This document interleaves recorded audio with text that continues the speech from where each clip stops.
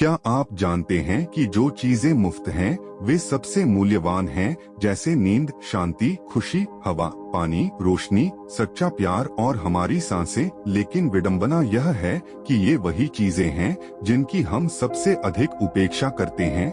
ये वो चीजें हैं जो हमें करोड़ों रुपए खर्च करने के बाद भी नहीं मिल पाती हैं।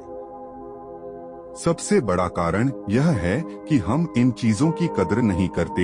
यही हमारी भागती दौड़ती जिंदगी है और हमारी यह गलत धारणा है कि जिंदगी ऐसे ही चलती है। हम अपने जीवन में अलग अलग भूमिका और कर्तव्य निभाते हैं। हो सकता है कि आप किसी के बेटे या बेटी हो, किसी के पिता या माता हो या किसी के पति या पत्नी हो।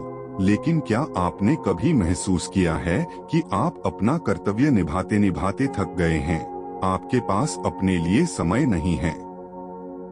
क्या आपको कभी ऐसा महसूस हुआ है कि आपके पास अपना कोई जीवन नहीं है और आप सिर्फ अपना कर्तव्य निभा रहे हैं? दरअसल जिस तेजी से भागती दुनिया में हम रहते हैं, इसलिए हमें ऐसा लगता है जैसे हमारी कोई निजी जिंदगी ही नहीं है, जैसे हम दुनिया में बिल्कुल अकेले हैं।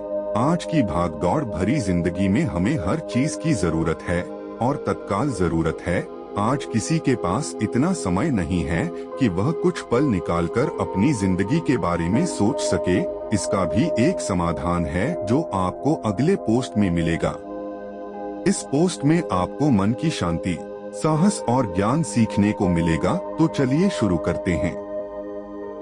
एक कहानी से एक बार एक दुखी और परेशान व्यक्ति एक बौद्ध भिक्षु के पास जाता है और उससे कहो, भिक्षु, मैं बहुत उदास हूँ, कृपया मुझे मेरे दुख दूर करने का कोई उपाय बताएं।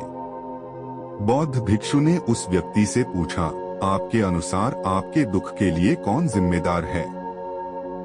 आदमी ने कहा, ये समाज, ये लोग, मेरा परिवार, ये दुनिया और मेरी परिस्थितियाँ। उस आदमी का ये जवाब सुनकर बौद्ध भिक्षु मुस्कुराए और बोले, जब आप दुखी या खुश होते हो तो क्या महसूस करते हो? क्या ये दुनिया आपके दुख या खुशी के लिए जिम्मेदार है? अगर आप ऐसा सोच रहे हैं तो आप बिल्कुल गलत सोच रहे हैं। यह वास्तव में आप पर निर्भर करता है कि आप दुनिया को कैसे देखते हैं। दुनिया ने हमें गरीबी, दुख या खुशी नहीं दी है, बल्कि वह जानकारी दी है जो हम इस दुनिया से लेते हैं। हमारी मानसिक स्थिति इसी से तय होती है कि हम कैसा महसूस करेंगे। दरअसल इंसान का दिमाग इस तरह बना है कि सबसे पहले नकारात्मक विचार आते हैं। इंसान का स्वभाव ही ऐसा है कि वह सकारात्मक से पहले नकारात्मक बातें सोचता है। सच तो यह है कि हमें अपने जीवन में खुशी के पल तलाशने होंगे। हमें खुद को तैयार करना होगा ताकि हम हर पल और स्थिति में खुश रह सकें, क्योंकि खुशी मौके पर निर्भर नहीं करती, यह आप पर निर्भर करता है कि आप खुश रहना चाहते हैं या नहीं। गौतम बुद्ध की एक बहुत प्रसिद्ध कहावत है कि आप जो देखते हैं वही दिखाता है कि आप कौन हैं, यानी हमारा दृष्टिकोण हमारे व्यक्तित्व और सोच पर निर्भर करता है। जैसे कि अगर हम नकारात्मक हैं तब दुनिया की हर चीज हमें नकारात्मक लगेगी। यदि हम सकारात्मक बने रहें तो हम हर चीज को सकारात्मक दृष्टि से देखेंगे। जैसे बुद्ध की दृष्टि में प्रत्येक मनुष्य बुद्ध का ही रूप था। अगर आप अंदर से खुश हैं तो यह दुनिया आपके लिए अंदर से एक खुशहाल जगह है। लेकिन अगर आप दुखी हैं तो आपको सिर्फ उदासी ही नजर आएगी। यह सब हमारे नजरिए पर निर्भर करता है। लोग एक ही स्थिति पर अलग अलग प्रतिक्रिया देते हैं और यही प्रतिक्रिया आपको शांति भी दे सकती है, उनका दिमाग और कभी कभी सिरदर्द भी। जैसे किसी का दिन खराब चल रहा हो तो फिर वह हर चीज और हर घटना को जोड़कर देखने लगता है, लेकिन यह सोच गलत है।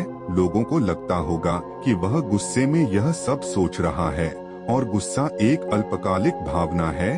जब आपकी सभी भावनाएं बेहतर हो जाती हैं तो ध्यान दें आपका, ताकि आप उन भावनाओं को अपने ऊपर हावी होने से रोक सकें, क्योंकि क्रोध और चिंता की ये अस्थायी भावनाएं आपके जीवन के महत्वपूर्ण निर्णयों को गलत तरीके से प्रभावित कर सकती हैं।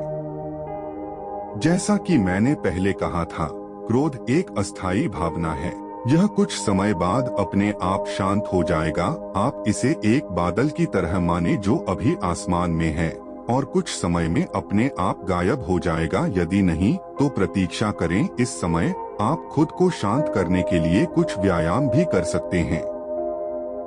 जैसे ही आप अपनी सांसों पर ध्यान केंद्रित करते हैं, अपने आप को पूरी तरह से शांत और ढीला छोड़ दें। उस व्यक्ति ने बौद्ध भिक्षु से अगला सवाल पूछा कि क्रोध, घृणा और ईर्ष्या जैसी भावनाओं से कैसे निपटें, क्योंकि ये भावनाएं हमें अक्सर बहुत थका देती हैं। बौद्ध भिक्षु ने कहा, जागरूकता, अपने विचारों के प्रति जागरूक होना पहला तरीका है जिससे आप अपनी मानसिकता बदल सकते हैं। बौद्ध भिक्षु ने उस व्यक्ति से पूछा कि जब आपको बुरा लगता है तो आपकी पहली प्रतिक्रिया क्या होती है? व्यक्ति ने उत्तर दिया, मैं उस नकारात्मक भावना को वहीं दबाने की कोशिश करता हूँ या उसे स्वीकार नहीं करता या जल्दी से अपना ध्यान भटकाने की कोशिश करता हूँ। इस आदमी का जवाब सुनकर बौद्ध भिक्षु मुस्कुराए और बोले, लेकिन मैं आपको बता दूं कि ये सभी प्रयास व्यर्थ हैं, क्योंकि अंत में आप पर हावी हो सकती हैं ये नकारात्मक भावनाएं। व्यक्ति ने पूछा, तो ऐसी स्थिति में मुझे क्या करना चाहिए? बौद्ध भिक्षु ने कहा, अगली बार जब आप नकारात्मक भावनाओं से अभिभूत हों और उदास महसूस करें तो इसे ऐसे देखें जैसे कि यह एक भावना है, यह आपका हिस्सा भी नहीं है। जैसे एक पैदल यात्री सड़क पर चलते दूसरे व्यक्ति को देख रहा है, इसलिए स्वीकार करें कि यह आपका हिस्सा नहीं है। अब यह आपको कैसे परेशान कर सकता है? हालांकि इस तरह की जागरूकता के लिए आपको बहुत अभ्यास की आवश्यकता होगी। यदि बजाय इस बात पर ध्यान दें कि आप वर्तमान में क्या कर सकते हैं। बौद्ध भिक्षु ने आगे कहा कि बौद्ध धर्म और हिंदू धर्म में लोग एक सिद्धांत में विश्वास करते हैं जिसे कर्म का सिद्धांत कहा जाता है। सिद्धांत कहता है कि जैसा करोगे वैसा भरोगे, अर्थात व्यक्ति को फल की प्राप्ति होती है, यह उसके कर्मों का है। इसलिए अगर आप जीवन में सब कुछ अच्छा चाहते हैं तो अच्छे कर्म करना शुरू कर दें।